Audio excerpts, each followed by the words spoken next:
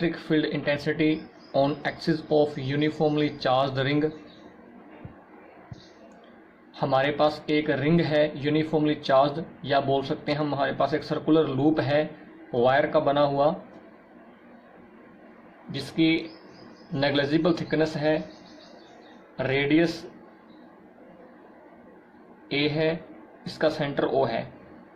ये जो रिंग है, ये सर्कुलर लूप है, इसकी सर्कमफ्रेंस पर यूनिफॉर्मली चार्ज्ड डिस्ट्रीब्यूट है। ये लाइन इमेजिनरी लाइन है जो इस लूप के सेंटर में से पास करेगी, इसको हम बोलेंगे एक्सिस ऑफ लूप। इसके एक्सिस के पर कोई पॉइंट हमने P जूम कर लिया, इस P पॉइंट पर हमें इलेक्ट्रिक फील्ड इंटेंसिटी निकालनी है। किसकी वजह से निकालनी है? उस चार्ज की वजह से जो चार्ज इस रिंग की सर्कमफ्रेंस पर यूनिफॉर्मली डिस्ट्रीब्यूटेड है। O से P डिस्टेंस को हमने R जूम कर लिया और रेडियस इस रिंग की, यह सर्कुलर लूप की है, वो स्मॉल a है।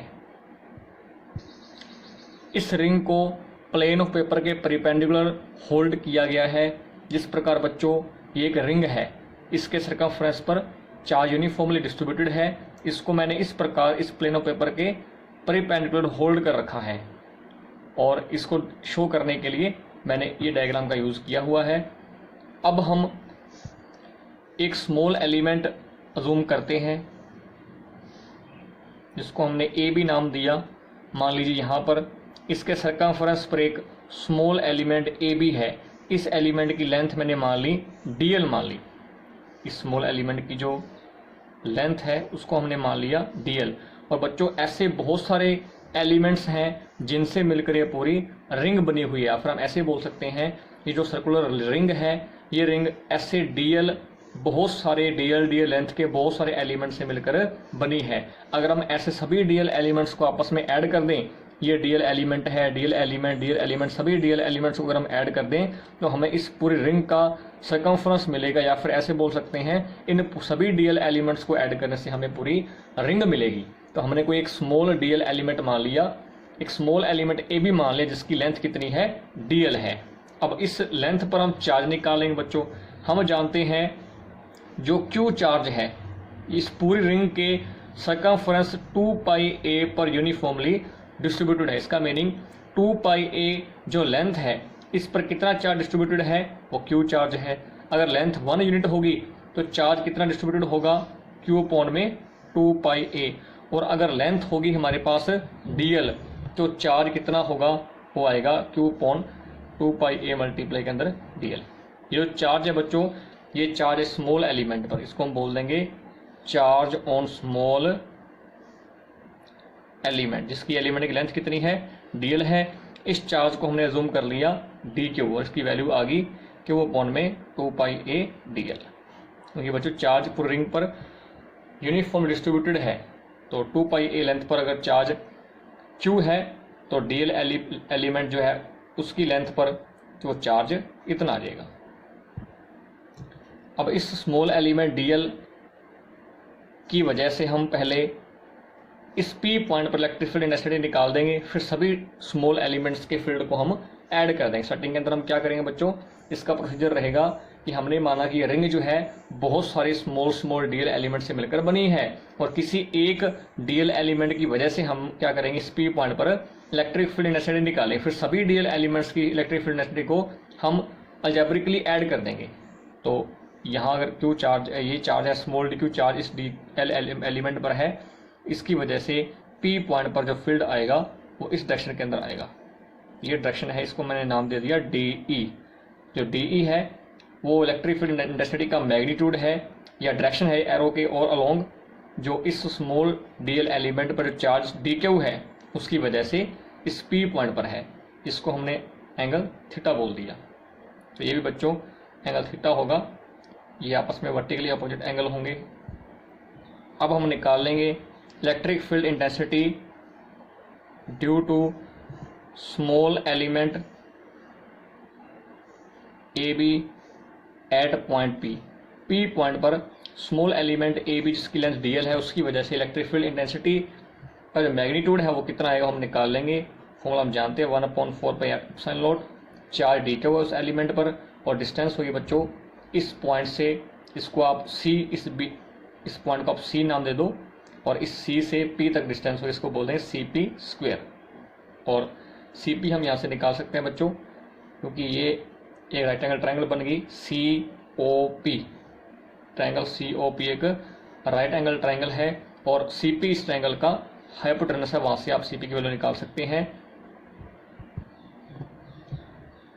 तो सी पी आएगा आर स्क्वायर प्लस में ए स्क्वायर का स्क्वायर रूट। अब बच्चों हम इस डी ई जो इलेक्ट्रिक फील्ड इंटेंसिटी है उसको रिजोल्व करेंगे, इसको हम इसके कंपोनेंट में तोड़ देंगे। ये डायरेक्शन जो है जो एरो से दिखा रखी है ये एक्सिस है इस सर्कुलर लूप की, और ये एरो जो पी से इस साइड आ रही है, पी जिसको बोला गया है पी सी डैश, या इसको बोल सकते हैं पी सी डैश की अलोंग है हमारे पास इलेक्ट्रिक फील्ड इंटेंसिटी की डायरेक्शन है। इसको रिजोल्व करेंगे तो इस डी ई का जो एक्सिस के अलोंग एलिमेंट कंपोनेंट आएगा वो आएगा डी ई कॉस थीटा, और इस डी ई का जो साइन कंपोनेंट है वो इस प्रकार नीचे आ जाएगा। तो ये डी ई साइन थीटा ये इलेक्ट्रिक फील्ड इंटेंसिटी का साइन कंपोनेंट है और D E cos theta electric field intensity का कोसाइन कंपोनेंट है। और हम क्या देख रहे हैं, जो कोसाइन कंपोनेंट है वो तो इसकी एक्सिस के पैरेलल है, इसकी एक्सिस के अलोंग है, जबकि साइन जो कंपोनेंट है वो इसकी एक्सिस के परिपेंडिकुलर है। अब बच्चों अगर मैं इस स्मॉल डीएल एलिमेंट के डायमेट्रिकली अपोजिट पॉइंट में मानूं तो ये पॉइंट आ गया, ये जो पॉइंट आया है ये इस डीएल एलिमेंट का डायमेट्रिकली अपोजिट ये पॉइंट है। इसको ये भी डीएल एलिमेंट है, इसकी भी लेंथ डीएल है। इस पर जो डी क्यू चार्ज है इसकी वजह से जो फील्ड आएगा पी पॉइंट पर वो इस प्रकार आ जाएगा, इस अलोंग आएगा। इसको भी मैंने डी नाम दी क्योंकि बच्चों जो चार्ज यहाँ डी क्यू जो चार्ज इस डीएल एलिमेंट पर है वही चार्ज यहाँ पर डीएल एलिमेंट पर होगा, क्योंकि मैंने क्या बताया स्टार्टिंग में कि जो रिंग है ये बहुत सारे स्मॉल इक्वल डीएल एलिमेंट से मिलकर बनी है। तो यहाँ डीएल एलिमेंट है, इसकी फील्ड की डायरेक्शन आ गई इस अलोंग आ गई, जिसको डी से लिखा गया है। ये जो डीएल एलिमेंट है वो इस डीएल एलिमेंट का डायमेट्रिकली अपोजिट एलिमेंट है, इसका जो फील्ड आएगा वो इस अलोंग आ गया। अब इसको भी हम रिजोल्व करें डी को, इसका कोसाइन कंपोनेंट तो एक्सिस के अलोंग ही आ जाएगा डी कोस थीटा, और इसका जो साइन कंपोनेंट है वो एक्सिस के परिपेंडिकुलर आएगा ऊपर की ओर, that is D E sine theta. और हम क्या देख रहे हैं कि अगर हमारे पास दो डायमेट्रिकली अपोजिट एलिमेंट है तो उनकी वजह से जो फील्ड पी पॉइंट पर बनेगा उनमें जो उनके फील्ड का साइन कंपोनेंट है वो आपस में इक्वल भी है और अपोजिट है, जबकि उन डी ई जो फील्ड इंटेंसिटी है उनका जो कोसाइन एलिमेंट है वो आपस में ऐड हो रहा है, और दोनों के कोसाइन एलिमेंट कहाँ है, एक्सिस के अलोंग है। इसका मीनिंग बच्चों एक रिंग के अंदर बहुत सारे डायमेट्रिकली अपोजिट एलिमेंट आएंगे, और जब आप उन सभी एलिमेंट्स को आपस के अंदर ऐड करोगे हम क्या पाएंगे, हर एक डीएल लेंथ के एलिमेंट का जो कोसाइन जो कोस कंपोनेंट है वो तो एक्सिस के अलोंग आएगा, और हर एक का जो साइन कंपोनेंट है वो आपस में एक दूसरे के अपोजिट आएगा। तो जो नेट फील्ड इंटेंसिटी आएगी पी पॉइंट पर बच्चों वो सिर्फ कोस कंपोनेंट की वजह से आएगी, जबकि साइन कंपोनेंट उन सभी एलिमेंट्स का आपस में कैंसिल हो जाएगा, इनका जो एलिमेंट आपस में डायमेट्रिकली अपोजिट एलिमेंट है। तो अगर हमें फील्ड निकालना है पी पॉइंट पर हम तो सभी एलिमेंट्स का हम जो कोसाइन कंपोनेंट है उनको हम अलजेब्रिकली आपस में अलजेब्रिकली ऐड कर देंगे, that is resultant electric field intensity जो है बच्चों एट पॉइंट पी पर उसका जो मैग्नीट्यूड आएगा वो आएगा इलेक्ट्रिक फील्ड इंटेंसिटी का मैग्नीट्यूड। और ये कैसे आएगा, जो उनका जो डीई इस डीई का जो कोस कंपोनेंट है उनको हम जो ऐड कर देंगे। इस सिंबल का मीनिंग क्या बच्चों, जितने भी इस डायग्राम में इस रिंग जितने भी डीएल एलिमेंट्स से मिलकर बनी है उन सभी एलिमेंट्स का जो कोसाइन कंपोनेंट है उनको हमने ऐड करना है अलजेब्रिकली, क्योंकि साइन कंपोनेंट की वजह से फील्ड हमारा 0 हो जाएगा। तो इनके अंदर आप वैल्यू पुट कर दें डीई और कोस थीटा की। डीई की वैल्यू हमने यहाँ निकाली थी 1/4πε0 डी क्यू अपॉन में सी पी का स्क्वायर, इसका स्क्वायर कर देंगे दैट इज आएगा r square into a square. इस समीशन का साइन है कोस थीटा। आप उस ट्रायंगल से बच्चों निकालें जो C P O right angle triangle है, उसको निकाल लेना। बेस अपॉन हाइपोटेनस के फॉर्मूले से आएगा, बेस आर है और हाइपोटेनस आएगा बच्चों that is r square plus में ए स्क्वायर का स्क्वायर रूट, और यहाँ डी क्यू की वैल्यू भी आप सब्स्टिट्यूट कर देना इस फॉर्मूले से जो हमने निकाला था। तो फाइनली जो हमारे पास आंसर आएगा, तो आपने यहाँ डी क्यू की वैल्यू, ये डी क्यू की वैल्यू पुट कर दी और बाकी सब कुछ एज इट इज़ है। ये आर स्क्वायर ए स्क्वायर की पावर यहाँ 1 है, यहाँ पावर हाफ है और हाफ और 1 पावर ऐड होके 3/2 पावर आ जाएगी। अब इनमें सब कुछ कांस्टेंट है, उनको हम बाहर निकाल लेंगे और अंदर बचेगा हमारे पास समेशन के अंदर डी एल एलिमेंट। जो बाकी सब कुछ है 1/4 pi epsilon naught 2 pi a r upon r square a square का 3/2 पावर, सारा कुछ कांस्टेंट यहाँ आ जाएगा। और समेशन के अंदर हम किसको ऐड करेंगे बच्चों, डी एल एलिमेंट को। और मैंने स्टार्टिंग के अंदर बताया था कि अगर हम सभी डी एल एलिमेंट को आपस के अंदर ऐड करें तो इनसे क्या बनेंगे बच्चों, इनसे बनेगी हमारी पूरी कंप्लीट रिंग बनेगी, रिंग का बनेगा सर्कमफ्रेंस बनेगा। तो इनको अगर हम ऐड करें, समेशन करें डी एल का, तो हमें मिलेगा सर्कमफ्रेंस रिंग का, वो आएगा 2 पाई ए। तो इन जो यहाँ आया था उसकी मल्टीप्लाई आप करेंगे 2 पाई ए से। जो फाइनल आंसर है बच्चों वो मैं यहाँ पर लिख रहा हूँ, वो आपने खुद कैलकुलेट करना है सोल्व करके। 4 pi epsilon naught r square plus a square की पावर 3/2। ये इलेक्ट्रिक फील्ड इंटेंसिटी का नेट मैग्नीट्यूड है बच्चों पॉइंट पी पर, और किसकी वजह से, एक यूनिफॉर्मली चार्ज रिंग या यूनिफॉर्मली चार्ज सर्कुलर लूप जिस पर क्यू चार्ज उसकी पूरी सर्कमफ्रेंस पर डिस्ट्रीब्यूटेड है, उसकी वजह से उसकी एक्सिस पर किसी पॉइंट पी पर हमने ये फील्ड निकाला। इस केस में हम कुछ स्पेशल केस कर लेते हैं। अगर हमने माना जो पी पॉइंट हमारे पास जो था वो पी पॉइंट बिल्कुल उस लूप के सेंटर पर लाई करता है, ये हमारे पास सर्कुलर रिंग थी, यहाँ पी पॉइंट इसी एक्सिस पर था, अगर ये पी पॉइंट हम सेंटर पर ले आए तो बच्चों आर कितना हो जाएगा, आर हो जाएगा 0। अगर आप इस फॉर्मूले में आर को 0 पुट करेंगे हम क्या पाएंगे, जो इलेक्ट्रिक फील्ड इंटेंसिटी है इसकी वैल्यू क्या आएगी, 0 आएगी। इसका meaning at centre of uniformly charge circular ring the electric field intensity is 0। तो सेंटर पर R0 होगा, इलेक्ट्रिक फील्ड इंटेंसिटी का जो मैग्नीट्यूड वो भी होगा 0। सेकेंड केस की बात करते हैं बच्चों, अगर हम इस पी पॉइंट को बहुत दूर ले जाएं, इतना दूर ले जाएं कि इतनी ज़्यादा डिस्टेंस हो जाएगी कि उसके कंपेरेबल जो सर्कुलर रिंग है वो एक पॉइंट चार्ज की तरह ट्रीट करेगी। मैंने कहने का मतलब अगर पी बहुत दूर चला गया उस केस में क्या होगा, जो आर है वो बहुत ज़्यादा बड़ी हो जाएगी इस लूप की रेडियस से। उस केस के अंदर हम ए को आर के कंपेरेबल 0 पुट कर सकते हैं। तो इस फॉर्मूले के अंदर आप, इस फॉर्मूले में आप ए को 0 पुट करके इलेक्ट्रिक फील्ड इंटेंसिटी का जो मैग्नीट्यूड है उसकी वैल्यू निकाल सकते हैं। ए यहाँ 0 हो जाएगा तो आर स्क्वायर की पावर 3/2, 2 से ए 2 मल्टीप्लाई करके कैंसिल हो जाएगा, हमारे पास बचेगा ये आर क्यूब, और सिंप्लीफाई का जब आप करेंगे तो Q/4 pi epsilon naught r square. ये इलेक्ट्रिक फील्ड इंटेंसिटी की वैल्यू है जब आर बहुत ज़्यादा होगा रेडियस ऑफ लूप से। थर्ड केस में हम इलेक्ट्रिक फील्ड इंटेंसिटी की जो वैल्यू है उसको मैक्सिमाइज करेंगे, और मैक्सिमम करने के लिए हम एक फॉर्मूला इस्तेमाल करते हैं, हम डेरिवेटिव लेते हैं इलेक्ट्रिक फील्ड इंटेंसिटी का with respect to d r. R के रिस्पेक्ट में हम इस इलेक्ट्रिक फील्ड इंटेंसिटी का हम करेंगे डेरिवेटिव, इसको पुट कर देंगे 0।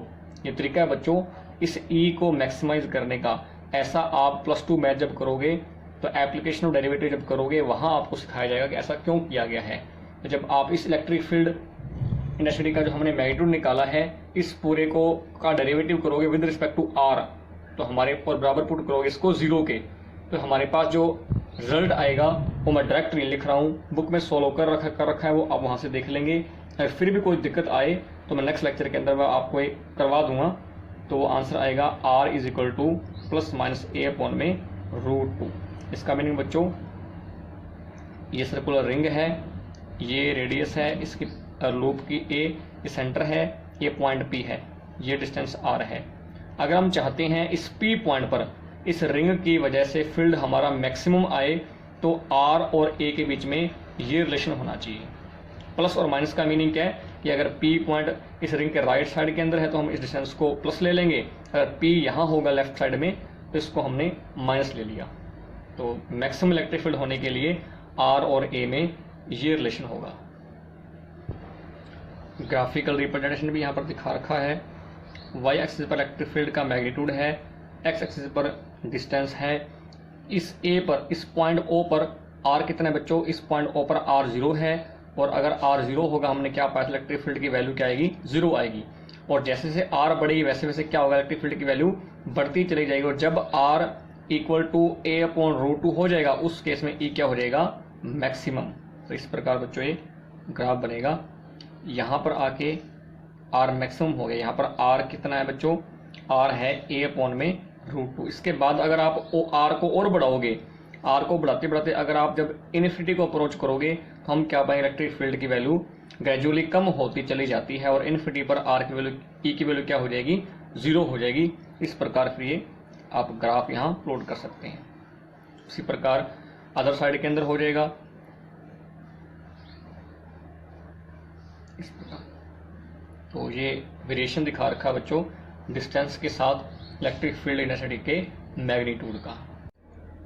इलेक्ट्रिक डायपोल इन यूनिफॉर्मली या uniform 2 dimensional electric field. Electric dipole को अगर हमने इलेक्ट्रिक फील्ड में रख दिया जो यूनिफॉर्म टाइप का है, तो उस इलेक्ट्रिक डायपोल के साथ क्या होगा वो हम यहाँ देखने जा रहे हैं। मैंने माना इलेक्ट्रिक फील्ड डाउनवर्ड से अपवर्ड की ओर है। एक यूनिफॉर्म इलेक्ट्रिक फील्ड हमने सेटअप कर रहा है किसी भी एक रीजन के अंदर, इसकी डायरेक्शन डाउनवर्ड से अपवर्ड की ओर है। और एक डायपोल हमने जूम कर लिया, ये डायपोल है, इसका इसके इस एंड को मैं ए बोलूँगा, इस एंड को बी बोल देंगे। और इस ए एंड पर इस डायपोल का -q चार्ज है, इस बी एंड पर इसका पॉजिटिव q चार्ज है। इस डायपोल की जो लेंथ है वो हम जानते हैं, दैट इज 2a। और ये जो डायपोल है वो इलेक्ट्रिक फील्ड के साथ थीटा एंगल पर इंक्लाइन है। और हमें क्या देखेंगे, जैसे हमने इस इलेक्ट्रिक डायपोल को uniformly charged uniform electric field में रखा, तो इस डायपोल के साथ क्या होगा हम जानते हैं। इस डायपोल का डायपोल मूवमेंट है उसकी वैल्यू, उसका जो मैग्नीट्यूड हम जानते हैं q × 2a ये होता है बच्चों। और यहाँ देखो आपको पहले बताया गया है कि अगर कोई चार्ज, किसी चार्ज को आपने इलेक्ट्रिक फील्ड के अंदर रख दिया, इलेक्ट्रिक फील्ड क्या करेगा बच्चों, उन चार्ज पर अपना फोर्स लगाएगा। और हम ये भी जानते हैं अगर पॉजिटिव चार्ज है, पॉजिटिव चार्ज पर इलेक्ट्रिक फील्ड फोर्स कहाँ लगाता है, इलेक्ट्रिक फील्ड की डायरेक्शन में ही उस पर फोर्स लगता है।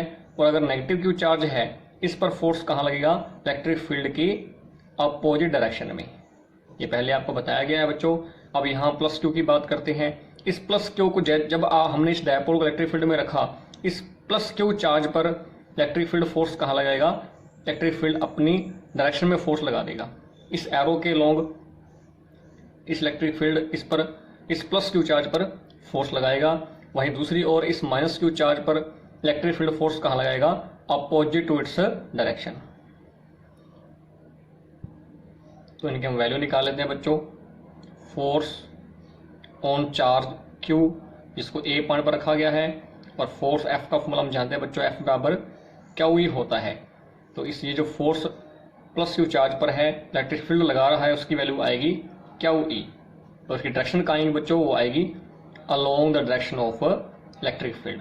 वहीं बच्चों जो फोर्स लगेगा इलेक्ट्रिक फील्ड के द्वारा -q चार्ज जो कि बी पॉइंट पर रखा है, उस पर फोर्स की वैल्यू तो सेम आएगी, पर डायरेक्शन कहाँ होगी, डायरेक्शन उस पर फोर्स लगेगा opposite to direction of electric field. और बच्चों हम जानते हैं इक्वल और अपोजिट, ये जो दोनों फोर्सेज हैं, QE फोर्स ऊपर की ओर है और QE ही फोर्स इस -q चार्ज पर डाउनवर्ड की ओर है। और अगर किसी बॉडी पर 2 equal charge, equal and opposite charge apply होते हैं तो मिलकर वो क्या बनाते हैं बच्चों, +1 के अंदर आपने पढ़ा है, कपल बनाते हैं। तो इक्वल एंड अपोजिट चार्ज किसी बॉडी पर अगर अप्लाई हो रहे हों तो वो इक्वल और अपोजिट चार्ज मिलकर कपल बनाएंगे और उस बॉडी को एक एक्सिस के अराउंड, एक पॉइंट के अराउंड रोटेट करवा देंगे। तो आप अब डायग्राम में खुद विजुलाइज करें कि जो +q चार्ज, जो QE चार्ज है, इस +q चार्ज पर ऊपर की ओर है, अपवर्ड की ओर है, और ये QE चार्ज इस -q चार्ज पर डाउनवर्ड की ओर है। तो इन दोनों फोर्सेस की वजह से ये जो डायपोल है वो किस डायरेक्शन के अंदर रोटेट करेगा, इस डायरेक्शन के अंदर। ये डायरेक्शन है एंटी क्लॉकवाइज डायरेक्शन। तो कपल की वजह से जो QE फोर्सेस हैं, इन दोनों QE फोर्सेस की वजह से डायपोल रोटेट करता है क्योंकि दोनों फोर्स मिलकर कपल बना रहे हैं। और ये जो फोर्स है बच्चों, ये जो कपल इन पर लगा है वो क्या कोशिश करेगा, वो इस डायपोल को अलाइन करेगा in the direction of electric field. ये जो दोनों फोर्सेस लगे हैं, क्या हुई डाउनवर्ड क्या हुई अपवर्ड, ये दोनों मिलकर जो कपल बना रहे हैं, इनका मेन मकसद क्या है, इस डायपोल को इलेक्ट्रिक फील्ड की डायरेक्शन के अलोंग अलाइन करना। और ऐसा है बच्चों, तो हम क्या निकालेंगे, टॉर्क निकालेंगे। प्लस 1 क्लास के अंदर आपने पढ़ा है, टॉर्क वो फोर्स है जो किसी बॉडी को रोटेशनली मोशन प्रोवाइड करता है, एक पॉइंट के अराउंड, एक्सिस के अराउंड किसी बॉडी को रोटेट करवा दे, उसको हम बोलेंगे टॉर्क बोल देंगे। टॉर्क वास्तव में फोर्स है इन रोटेशनल मोशन का। और टॉर्क का फॉर्मूला हम बच्चों जानते हैं क्या होता है, फोर्स मल्टीप्लाई परिपेंडिकुलर डिस्टेंस। और फोर्स की जो वैल्यू बच्चों है हमारे पास, दैट इज क्यू ई। और परिपेंडिकुलर डायरेक्शन कौन सी है बच्चों, ये भी प्लस 1 के अंदर आपको बताया गया है। ये है जो line of action of forces हैं उनके बीच की डिस्टेंस। यहाँ पर दो फोर्स लग रहे हैं बच्चों, ये फर्स्ट फोर्स है इस प्रकार से, ये सेकंड फोर्स है, तो इनके बीच में जो डिस्टेंस आएगी परिपेंडिकुलर वो ये आ जाएगी इस प्रकार। इसको आप ए पॉइंट माने, इसको आप सी पॉइंट मान लो। ये जो ए सी है ये परिपेंडिकुलर डिस्टेंस इनके बीच में है। वहीं अगर ये थीटा है तो इस ए बी का ऊपर की जो कंपोनेंट आएगा, इस पेन के डायरेक्शन में जो कंपोनेंट आएगा वो है बच्चों कोसाइन कंपोनेंट, और इस अलोंग जो कंपोनेंट आएगा इस ए बी का वो आएगा साइन कंपोनेंट। तो परपेंडिकुलर डिस्टेंस हमारे पास आ जाएगी ए बी साइन थीटा। और ए बी की वैल्यू बच्चों क्या है, ए बी डायपोल की लेंथ है वो है हमारे पास 2a, और ये टॉर्क है। और क्यू और 2a को मिला दें हम, तो हमें क्या मिलेगा बच्चों, डायपोल मूवमेंट। टॉर्क हमारे पास आएगा पी ई साइन थीटा। और अगर साइन थीटा अगर हमारे पास है तो हम इनको वेक्टर फॉर्म के अंदर भी लिख सकते हैं, that is tau is equal to P into cross E. यहाँ पर टाउ टॉर्क है, पी डायपोल मूवमेंट है, और ई इलेक्ट्रिक फील्ड इंटेंसिटी है। इनको हम इस प्रकार वेक्टर फॉर्म में लिख सकते हैं। इस टॉर्क की जो डायरेक्शन है बच्चों वो हम राइट हैंड थंब रूल से निकाल सकते हैं। अब राइट की फिंगर को बच्चों हम पी से ई कर्ल करेंगे, ये राइट हैंड हमारा, इसको हम पी से ई अगर कर्ल करें तो थंब हमें क्या बताएगा, इलेक्ट्रिक फील्ड और टॉर्क की डायरेक्शन बता देगा। इस प्रकार बच्चों अगर हम राइट हैंड थंब रूल इस डायग्राम के ऊपर लगाएं तो बच्चों हम फिंगर कर्ल करेंगे राइट हैंड की डायपोल की डायरेक्शन से इलेक्ट्रिक फील्ड की ओर। इलेक्ट्रिक फील्ड हमारा कहाँ है, अपवर्ड है। डायपोल की डायरेक्शन कहाँ से कहाँ होती है, नेगेटिव से पॉजिटिव। तो इस एरो के लॉन्ग किसकी डायरेक्शन है, डायपोल मूवमेंट की।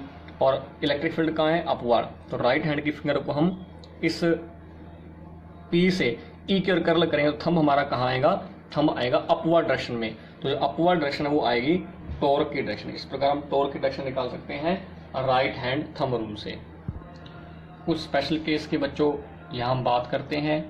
टॉर्क का मेन मकसद क्या है बच्चों, डायपोल को इलेक्ट्रिक फील्ड की डायरेक्शन के अलोंग रोटेट करना। मान लीजिए इलेक्ट्रिक फील्ड हमारा ऊपर की ओर है और हमने क्या किया, इसमें डायपोल को रख दिया इस प्रकार, ये प्लस क्यू चार्ज है, ये माइनस क्यू चार्ज है। मतलब इलेक्ट्रिक फील्ड डायपोल की डायरेक्शन कहाँ पर है बच्चों, ऊपर की ओर है। इलेक्ट्रिक फील्ड भी कहाँ पर है, ऊपर की ओर। हमने क्या किया, इलेक्ट्रिक फील्ड में डायपोल को रखा और दूर हो गए, फ्री कर दिया डायपोल को। तो हम क्या पाएंगे, क्या ये डायपोल रोटेट करेगा, इसका आंसर क्या होगा, नो। क्योंकि बच्चों टॉर्क का मेन काम क्या है, डायपोल को इलेक्ट्रिक फील्ड के अलोंग अलाइन करना। जबकि जब हमने डायपोल को रखा इलेक्ट्रिक फील्ड में, वो पहले से ही इलेक्ट्रिक फील्ड की डायरेक्शन में था, तो टॉर्क की किसी प्रकार की जरूरत नहीं है। ये तो थ्योरेटिकली, इसको मैथमेटिकली सोल्व कर लेते हैं। टॉर्क का फॉर्मूला P क्रॉस E, इसको बोल देंगे PE साइन थीटा। और अगर थीटा बच्चों एंगल है डायपोल और इलेक्ट्रिक फील्ड की डायरेक्शन के बीच, वो यहाँ पर 0 है, तो टॉर्क हमारे पास कितना आएगा, साइन 0, 0 होता है, टॉर्क आ जाएगा 0। इस केस में टॉर्क बच्चों जिस इक्विलिब्रियम के अंदर, उसको हम बोल देंगे dipole is in stable equilibrium. और वहीं अगर हम इस डायपोल को इस अलोंग अलाइन कर दें, प्लस क्यू नीचे की और माइनस क्यू ऊपर की, इस केस में डायपोल मूवमेंट की डायरेक्शन तो डाउनवर्ड है, इलेक्ट्रिक फील्ड अपवर्ड है, तो थीटा आ जाएगा हमारे पास 180 डिग्री। और उस केस में जो टॉर्क आएगा, उस टॉर्क की वजह से डायपोल है वो किसके अंदर आएगा, dipole is will be in unstable equilibrium. और डायपोल फिर अब वो जो टॉर्क है वो क्या कोशिश करेगा, इस डायपोल को इलेक्ट्रिक फील्ड के अलोंग अलाइन करने की कोशिश करेगा। वहीं अगर हम बात करें मैक्सिमम टॉर्क की, तो जो फॉर्मूला है P E sine theta, torque maximum करने के लिए हमें इस एंगल को मैक्सिमाइज करना पड़ेगा, क्योंकि पी ई को तो हम बढ़ा सकते हैं। और एंगल की अगर हम बात करें तो साइन मैक्सिमम होता है थीटा जब 90 हो, और जिस केस में इलेक्ट्रिक फील्ड अपवर्ड है। और इस प्रकार हमने टॉर्क को रख दिया। डायपोल हमारा राइट साइड की अंदर डायरेक्शन डायपोल मोमेंट की है, इलेक्ट्रिक फील्ड हमारा अपवर्ड है, यहाँ थीटा 90। इस केस में जो लगने वाला टॉर्क वो बच्चा होगा मैक्सिमम टॉर्क प्रोवाइड करेगा। अगर बच्चों डायपोल यूनिफॉर्म इलेक्ट्रिक फील्ड के अंदर है तो नेट फोर्स डायपोल पर कितना है, क्या हुई था इस केस में अपवर्ड और क्या हुई था डाउनवर्ड। नेट फोर्स डायपोल पर होगा 0 अगर डायपोल को हमने यूनिफॉर्म इलेक्ट्रिक फील्ड के अंदर रखा हुआ है। पर अगर हमारे पास जो इलेक्ट्रिक फील्ड है वो कैसा हो, नॉन यूनिफॉर्म हो। नॉन यूनिफॉर्म इलेक्ट्रिक फील्ड के यहाँ 2 केस हैं बच्चों। अगर इलेक्ट्रिक फील्ड डिक्रीज हो रहा है along direction of dipole moment, इसका मीनिंग क्या है, ये डायपोल मोमेंट है -q + q चार्ज। डायपोल में डायपोल मोमेंट की डायरेक्शन कहाँ पर है, राइट साइड में डायरेक्शन है डायपोल मोमेंट की। इलेक्ट्रिक फील्ड हमारे पास भी राइट साइड के अंदर ही है। इसका मीनिंग है बच्चों कि इस यहाँ इलेक्ट्रिक फील्ड लेस है, यहाँ इलेक्ट्रिक फील्ड कैसा है, ज़्यादा है, क्योंकि इलेक्ट्रिक फील्ड जो है वो डायपोल की डायरेक्शन के अलोंग बढ़ रहा है। तो यहाँ इलेक्ट्रिक फील्ड कम होगा और यहाँ इलेक्ट्रिक फील्ड ज़्यादा होगा। इलेक्ट्रिक फील्ड अगर यहाँ कम होगा तो यहाँ फोर्स भी कम अप्लाई होगा। यहाँ इलेक्ट्रिक फील्ड ज़्यादा है इसकी कंपेरेबल, तो यहाँ फोर्स भी ज़्यादा होगा। तो नेट फोर्स इस डायपोल पर कहाँ लगने वाला है, राइट साइड में। इसका मीनिंग नेट फोर्स डायपोल पर होगा along the direction of dipole movement. कब, जब यूनिफॉर्म इलेक्ट्रिक फील्ड में इलेक्ट्रिक फील्ड डायपोल के अलोंग बढ़ेगा। नेक्स्ट केस में अगर इलेक्ट्रिक फील्ड के अलोंग इलेक्ट्रिक फील्ड की डायरेक्शन में, या ऐसे बोल सकते हैं डायपोल की डायरेक्शन में इलेक्ट्रिक फील्ड क्या कर रहा है, डिक्रीज कर रहा है अलोंग डायपोल मोमेंट। अगर हम डायपोल मोमेंट के डायरेक्शन की बात करें, इसके साथ साथ इलेक्ट्रिक फील्ड कम हो रहा है। कैसे, ये -q चार्ज डायपोल का, +q चार्ज है, ये डायरेक्शन डायपोल मोमेंट की है। अब राइट साइड में डायपोल मोमेंट है, तो राइट साइड में जैसे हम मूव करेंगे वैसे वैसे इलेक्ट्रिक फील्ड क्या होगा, कम होता चला जाएगा। लास्ट केस में इलेक्ट्रिक फील्ड डायपोल के साथ बढ़ रहा था। इसका मीनिंग यहाँ -q चार्ज पर इलेक्ट्रिक फील्ड कैसा होगा, ज़्यादा होगा। इलेक्ट्रिक फील्ड राइट साइड में कम हो रहा है तो यहाँ तो ज़्यादा होगा, और +q चार्ज के पास इलेक्ट्रिक फील्ड हल्का सा कम होगा। यहाँ इलेक्ट्रिक फील्ड अगर ज़्यादा है तो यहाँ इलेक्ट्रिक फील्ड फोर्स भी ज़्यादा अप्लाई करेगा, लगाएगा, और यहाँ इलेक्ट्रिक फील्ड कम है तो फोर्स भी यहाँ पर कम अप्लाई होगा। और नेट फोर्स कहाँ आएगा, लेफ्ट साइड में। डायरेक्शन नेट फोर्स की, इसका मीनिंग बच्चों कि नेट फोर्स की डायरेक्शन है वो डायपोल मोमेंट की डायरेक्शन के अपोजिट है। कब ऐसा होगा, जब इलेक्ट्रिक फील्ड डायपोल के अलोंग डिक्रीज होता चला जाएगा। यूनिफॉर्म के अंदर क्या होगा, नेट फोर्स 0 होगा। नेक्स्ट टॉपिक है potential energy of dipole in uniform electric field. बच्चों राइट साइड के अंदर हमने माना हमने एक रीजन में इलेक्ट्रिक फील्ड अप्लाई कर रखा है, यहाँ पर डायपोल को रख दिया। ये -q चार्ज है, +q चार्ज है, डायपोल है। और अब आप मुझे बताएं इस डायपोल पर कितना टॉर्क लगने वाला है, तो आपका आंसर क्या होगा, टॉर्क होगा 0, क्योंकि बच्चों डायपोल टॉर्क इलेक्ट्रिक फील्ड की डायरेक्शन में ही है। अगर ऐसा होगा तो थीटा 0 पुट करेंगे और वैसे भी टॉर्क यहाँ पर 0 आएगा। अब यहाँ पर जो टॉर्क 0 है, टॉर्क यहाँ पर 0 है, तो डायपोल किस स्टेट के अंदर, dipole is in stable state या स्टेबल इक्विलिब्रियम हमने पढ़ा है।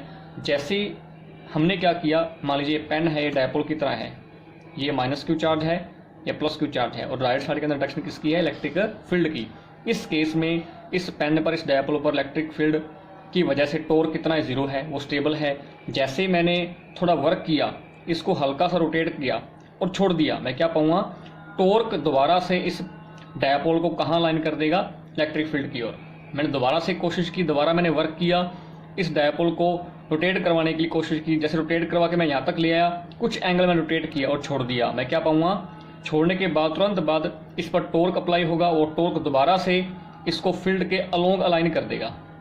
इसका मीनिंग बच्चों, अगर मुझे इस डायपोल को रोटेट करवाना है तो मुझे क्या करना पड़ेगा, वर्क करना पड़ेगा, और वही वर्क वास्तव में इसमें कन्वर्ट हो जाएगा पोटेंशियल एनर्जी में। जो पोटेंशियल एनर्जी होती है डायपोल की बच्चों, ये वो एनर्जी है डायपोल की इलेक्ट्रिक फील्ड में जो इस डायपोल की पोजीशन की वजह से है। मान लीजिए इस यूनिफॉर्म इलेक्ट्रिक फील्ड में डायपोल पहले इस प्रकार था, उस पर मैंने हल्का सा वर्क किया और मैंने उस डायपोल को इस प्रकार D theta angle anti clockwise हल्का सा रोटेट करवा दिया वर्क करके। इस डायपोल पर मैंने वर्क लगाया, इसको हल्का रोटेट करवा दिया, डी थीटा मैंने एंगल रोटेट करवाया। अगर इतना एंगल रोटेट करवाया और मैंने माना डी थीटा इसको रोटेट करवाने पर इस पर टी टॉर्क लगा, और टॉर्क अगर लगा तो जो मैंने वर्क किया वो हम निकाल लेंगे। वर्क का फॉर्मूला है बच्चों डी डब्ल्यू बराबर टाओ डी थीटा, ये हम जानते हैं बच्चों। ये रोटेशनल मोशन की इक्वेशन है। वहीं अगर हम लीनियर इक्वेशन की बात करें, लीनियर मोशन की बात करें या स्ट्रेट लाइन इक्वेशन की बात करें, वहाँ डब्ल्यू का फॉर्मूला, वर्क का फॉर्मूला क्या था, फोर्स मल्टीप्लाई डिस्प्लेसमेंट। ये मोशन कौन सा, ये मोशन है रोटेशनल मोशन। तो जो फोर्स होगा वो यहाँ पर किसकी तरह बिहेव करेगा, टॉर्क कितना, और डिस्प्लेसमेंट यहाँ पर बन जाएगा एंगुलर डिस्प्लेसमेंट। कहने का मतलब अगर मैंने इस टॉर्क को मैंने अगर इस डायपोल को डी थीटा एंगल रोटेट किया तो टाओ टॉर्क क्या करेगा, इसको वापस रोटेट कर देगा। तो मुझे इसको रोटेट करने के लिए कितना वर्क लगाना पड़ा वो मैं निकाल लूँगा। डी डब्ल्यू बराबर टाओ डी थीटा, और टाओ हमने निकाला था कितना था बच्चों, पी ई साइन थीटा, और साथ में आ गया डी थीटा। और अगर मैंने इस डायपोल को थीटा 1 एंगल से थीटा 2 एंगल रोटेट करवा दिया तो नेट वर्क कैसे निकालेंगे, वो निकालेंगे हम इसको इंटीग्रेट करके from theta 1 angle to theta 2। इसका मीनिंग जब मैंने रोटेट करवाना शुरू किया तब डायपोल की डायरेक्शन इलेक्ट्रिक फील्ड के साथ जो एंगल था वो थीटा 1 था, और जब मैंने वर्क करके जहाँ पर छोड़ा तब एंगल थीटा 2 हो गया। और इस प्रकार हम इंटीग्रेट करके नेट वर्क निकाल लेंगे कि जब उस डायपोल को हमने थीटा 1 से थीटा 2 रोटेट किया तो कितना वर्क आएगा। इस फॉर्मूले से हम वो वर्क निकाल लेंगे। यही जो वर्क है वही वास्तव में क्या आएगी, पोटेंशियल एनर्जी आएगी उस डायपोल की। और अगर ये डायपोल स्टार्टिंग में ही इस पोजीशन में है तो थीटा 1 कितना हो जाएगा बच्चों, 0 हो जाएगा। और मैंने इस पर फोर्स लगाया, फोर्स लगाकर मैंने मान लीजिए इस डायपोल को यहाँ पर ले आया, तो ये एंगल है 30 डिग्री। मतलब मैंने इस पर वर्क लगाया तो इसको कहाँ से कहाँ तक ले गया, मैं इसको थीटा 1 0 से लेकर मैं इसको 30 डिग्री तक मैंने रोटेट करवा दिया। तो कितना वर्क मैंने किया या कितनी पोटेंशियल एनर्जी डायपोल में स्टोर हुई, तो इस फॉर्मूले से निकाल लेंगे। P E sine theta, theta को इंटीग्रेशन को सोल्व करके यहाँ पर थीटा 1 आप 0 पुट करोगे और यहाँ आएगा 30 डिग्री, क्योंकि मैंने इसको रोटेट करवाया 0 से 30 डिग्री।